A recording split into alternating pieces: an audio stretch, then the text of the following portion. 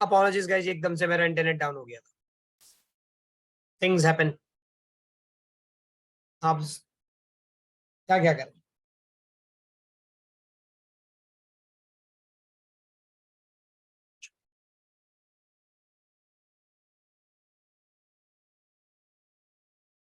थोड़ी देर के लिए होस्ट बने थे।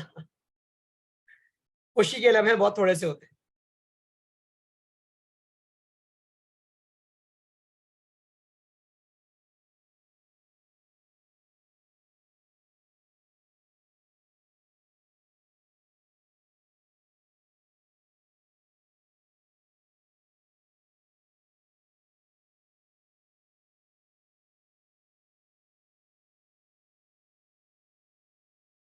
पावर के फॉर्मूले की लॉजिक बता दें। पावर के फॉर्मूले की लॉजिक, पावर का तो फॉर्मूला डिराइव हुआ था ना बेटा, पावर इक्वल्स आई वी, तुम्हें याद होना चाहिए। 130 एंड कर दूंगा बेटा। कैसे ड्राइव हुआ था? ओह, पावर का फॉर्मूला होता है work done upon time. Voltage के मुताबिक voltage is work done per unit charge. Work done हो गया वोल्टेज इनटू चार्ज। आपने वर्क डन की जगह लिखा V into Q. Q upon T हो आपका करंट। पावर हो गया आई वी। डेरिवेशन है नहीं तो बेफिक्र रहो।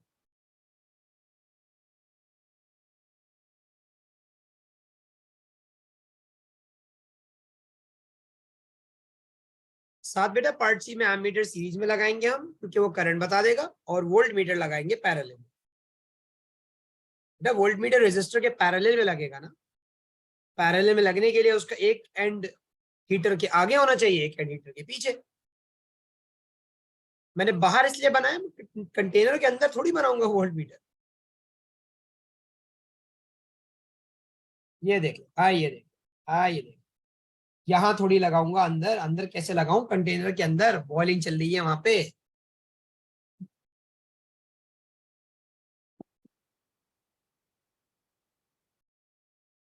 इसलिए बाहर बना दिया उसको, और कुछ नहीं है।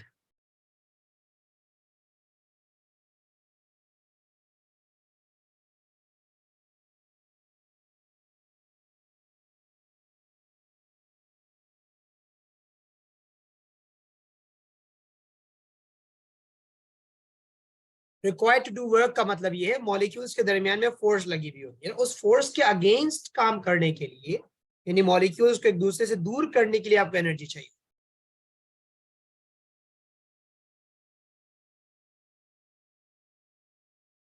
ये वाला पार्ट आप रहने देंगे,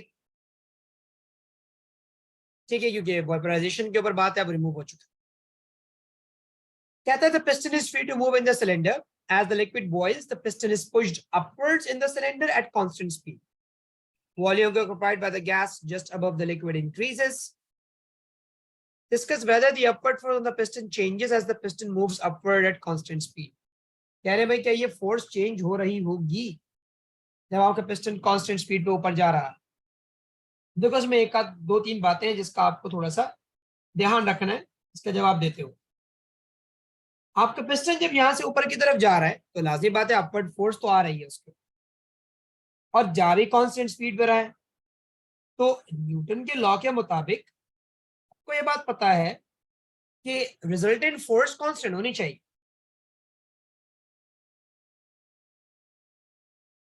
सही, वो कांस्टेंट बोला, जीरो होनी चाहिए। न्यूटन लॉ में आपको पढ़ा है न्यूटन फर्स्ट लॉ क्या कहता है भाई, कि अगर ऑब्जेक्ट पे लगने वाली रिजल्टेंट फोर्स जीरो हो जाए तो जो रेस्ट पे था वो रेस्ट पे रहेगा, जो मूव कर रहा था वो कांस्टेंट स्पीड पे मूव करता रहेगा।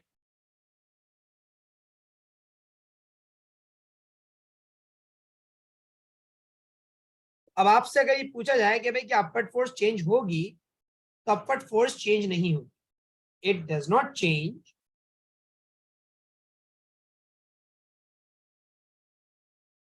because resultant force must be zero.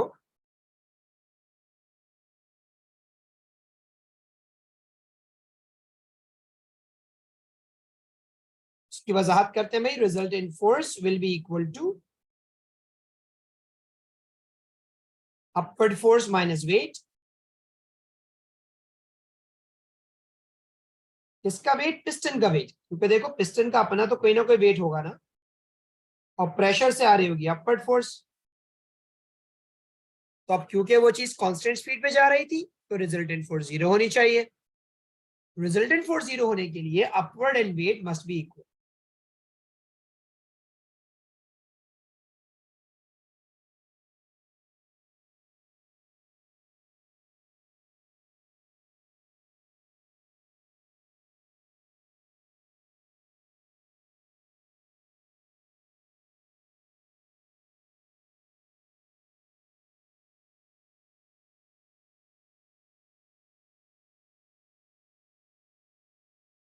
नहीं बेटा, जो पार्टिकल से एक्सर्ट हो रही है उसी को अपवर्ड फोर्स बोला जाए। के अंदर जो गैस बन रही है ना, गैस एक प्रेशर लगा रही है उस पिस्टन के ऊपर, वो प्रेशर बना रहा है फोर्स, जिससे लिड मूव करना चाह रही है ऊपर की तरफ।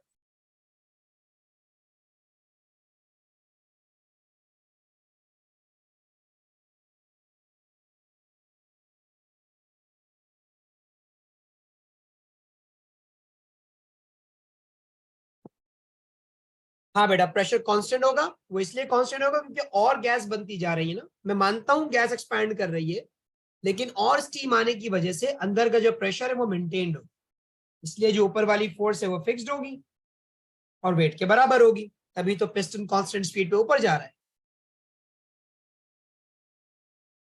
देखो बेटा, जैसी वर्ड दिखा कांस्टेंट स्पीड का, तो आप समझ जाए फोर्सेस बैलेंस होनी चाहिए। तो नीचे लग रहा होगा पिस्टन का वेट, ऊपर लग रही होगी या थ्रस्ट फोर्स, अपवर्ड फोर्स। अब क्योंकि पिस्टन कांस्टेंट स्पीड में मूव कर रहा है, तो upward and weight must be equal. Weight is constant, upward is also constant.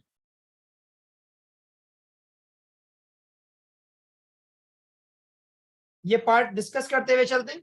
Last question है, जल्दी से इसको एंड करना है, अच्छा खासा टाइम हो गया भाई। कहते हैं all the isotopes of gas radon are radioactive. State one similarity and one difference between the two different isotopes of radon. Similarity क्या कहेंगे भाई? Same number of protons. Difference, different number of neutrons. कहते हैं isotope है radon 222 का, decays by alpha particle emission. Alpha particle दो protons और दो न्यूट्रॉन से मिलकर बना हुआ into an isotope of polonium. Proton number of polonium is 84. कहते हैं नंबर ऑफ न्यूट्रॉन्स बताइए पोलोनियम के अंदर। अच्छा भाई, नंबर ऑफ न्यूट्रॉन्स कितने होंगे जरा देखें। रेडॉन में अगर आप अंदाजा लगाइए,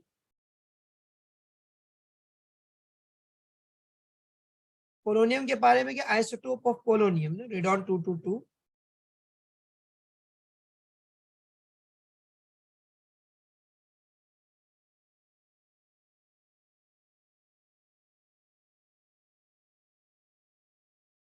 पोलोनियम का एटॉमिक नंबर दिया हुआ है।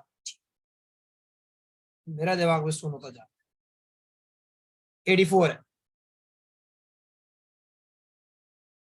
तो इसका मतलब ये हो गया भाई, ये अल्फा पार्टिकल के एमिशन से पैदा हुआ, दो प्रोटॉन लूज करके हुए, तो रेडॉन में दो प्रोटॉन ज्यादा होंगे 86।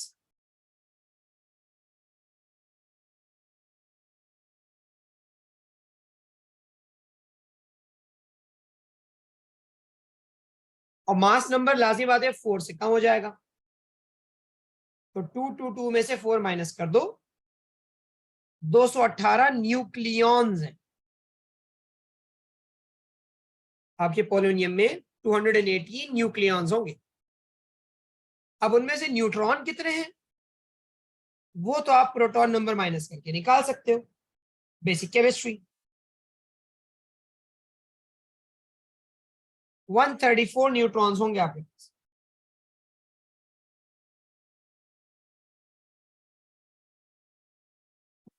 रेडॉन एक गैस है,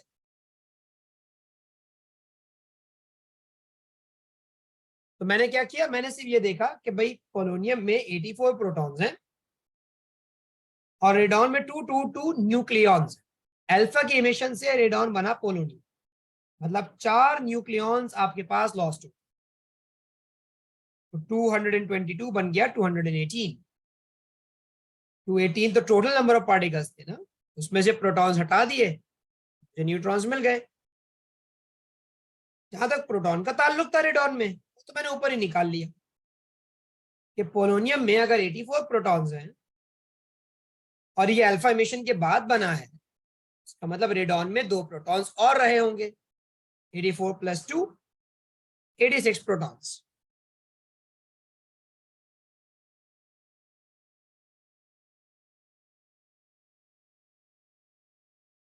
Describe how a neutral atom of helium differs from an alpha particle. Alpha doesn't have electrons.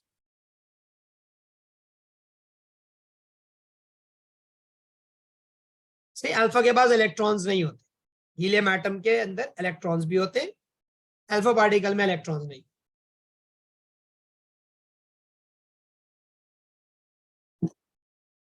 Small quantity of helium collect करना चाह रहे हैं वो। A sample of radon is enclosed in an inner glass tube, which is a very thin wall. ठीक है। Figure 10.1 shows that this tube is placed inside a container that is initially evacuated. Both container and the inner glass tube are sealed. ठीक है भाई, vacuum है, radon भी है, container वगैरह है, सही। यहाँ पे गैस ही भरी हुई है आपके पास, सारी गैस है। अच्छा, रेडॉन डिके करता है, अल्फा पार्टिकल पास थ्रू होता है थिन वॉल के inner gas off the tube के, मतलब यहाँ से अल्फा पार्टिकल निकल के बाहर आता है और वैक्यूम में आके जमा हो जाता है, इधर आ जाता होगा alpha particle. Figure 10.2 shows how the total number of alpha particles produced by radioactive decay changes time. अब देखो Aahista Aahista number of alpha particles बढ़ते जा रहे हैं। कह रहे नंबर ऑफ अल्फा पार्टिकल्स बताओ जो 7.6 डेज में आए हैं। यह 7.6 डेज में 2.1 एक्सपोनेंट 10 अल्फा पार्टिकल्स प्रोड्यूस हुए।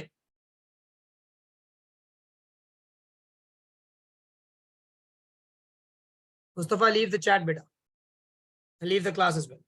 आप थक गए हैं, अब आराम कीजिए।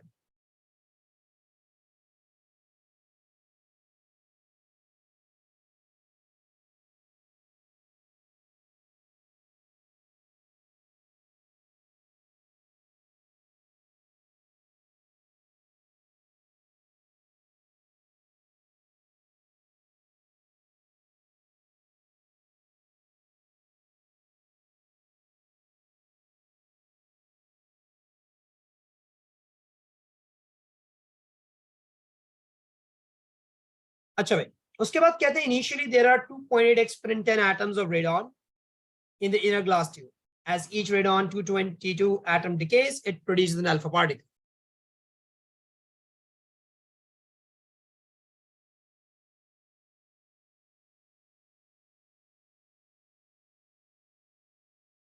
Calculate the number of radon atoms that remain after 7.6 days. अब देखो क्वेश्चन कितना जबरदस्त है। कहता है इतने एटम्स थे रेडॉन के, जब एक रेडॉन एटम डिके होता है तो एक अल्फा बनाता है। तो 7.6 डेज के बाद तुम्हें जितने अल्फास दिख रहे होंगे उतने रेडॉन एटम्स डिके हो गए होंगे। तो अगर मुझे रिमेनिंग चाहिए तो मैं कहूंगा भाई इनिशियली इतने थे, इतने डीके हो गए, जो बच गए वो रिमेनिंग, इतने आपके पास बाकी रह गए हों।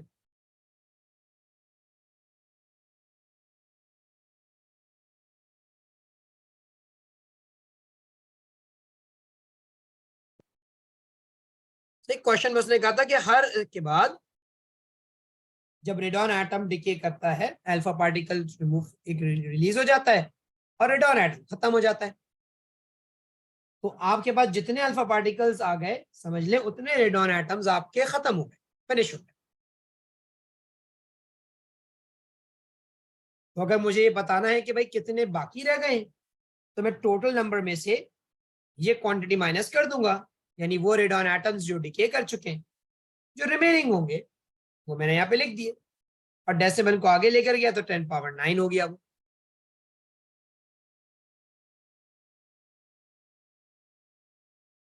फिर कहता है using the number of radon atoms present initially and the number of radon atoms present after 7.6 days half life बताओ।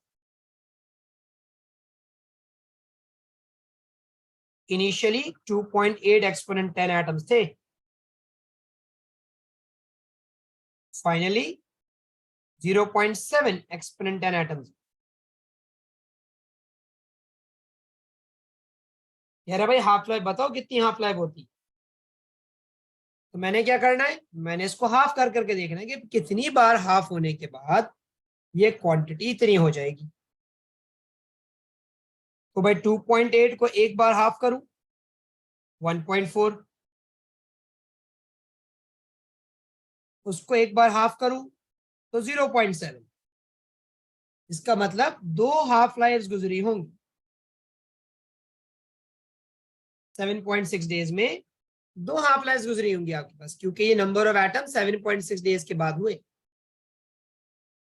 तो बेटा अगर 2 हाफ लाइफ्स 7.6 डेज में हुई हैं, एक हाफ लाइफ आपकी x डेज में हुई होगी। 7.6 को डिवाइड बाय 2 कर दें, 3.8 डेज।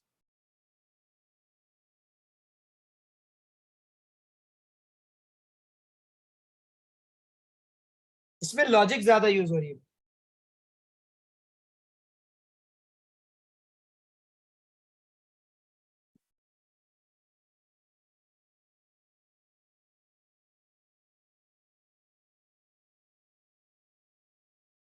आर एस 0.7 एक्सपोनेंट 9 लिखूंगा, वो एक्सपोनेंट 10 ही लिखूंगा। अगर 7 लिखता तो 10 एक्सपोनेंट 9 कर।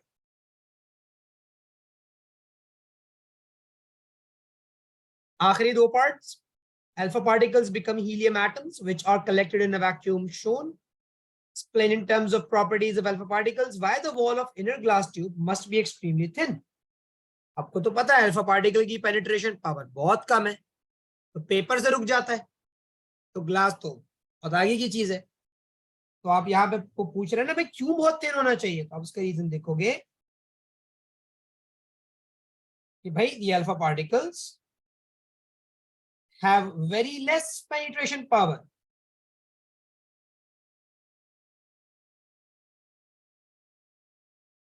इसलिए बहुत पतली आपको ग्लास की शीट बनानी है ताकि अल्फा गुजर सके उससे।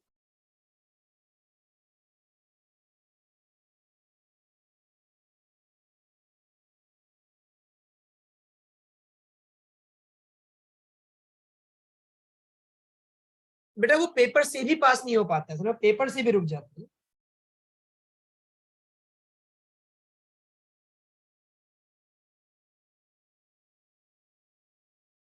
लास्ट पार्ट में कहते हैं in some parts of the world radon 222 accumulates in the air in buildings and is breathed by in people.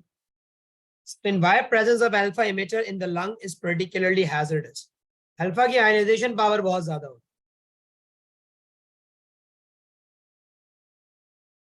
बेटा वो ब्रीद इन कर रहे हो ना रेडॉन गैस को, तो तुम्हारी बॉडी के अंदर पैदा हो रही है अल्फा पार्टिकल्स। तुमने रेडॉन गैस इनहेल कर ली, अब उसमें से अल्फा निकला, वो तो तुम्हारे लंग में रह जाएगा, वो बाहर ही नहीं निकल सकता। तुम बोलोगे भाई alpha cannot escape due to less penetration.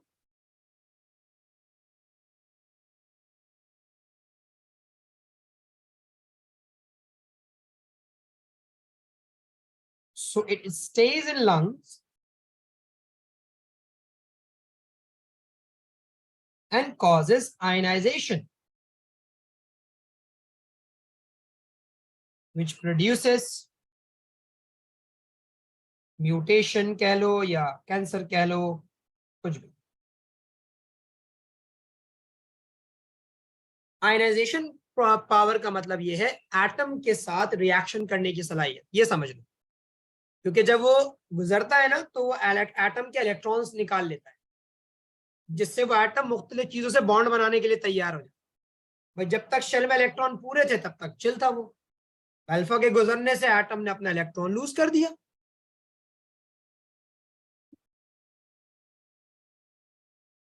तो जब इलेक्ट्रॉन लूज हुआ तो वो रिएक्शन के लिए तैयार है एटम, तो वो डिफरेंट चीजों से रिएक्ट करना शुरू कर देता है, इसलिए इससे आपको नुकसान होता है। भाई के अंदर सांस लेने से गई है बेटा रेडॉन गैस। ठीक है भाई, अल्हम्दुलिल्लाह पेपर खत्म हुआ आपका। That's it for today. ये मजेदार पेपर था और लंबा पेपर। इंशाल्लाह आप लोगों से हफ्ते वाले दिन मुलाकात होती है। ख्याल रखिएगा। Take care. अल्लाह हाफिज। Why one needs to be having this sort of a session? जो बात है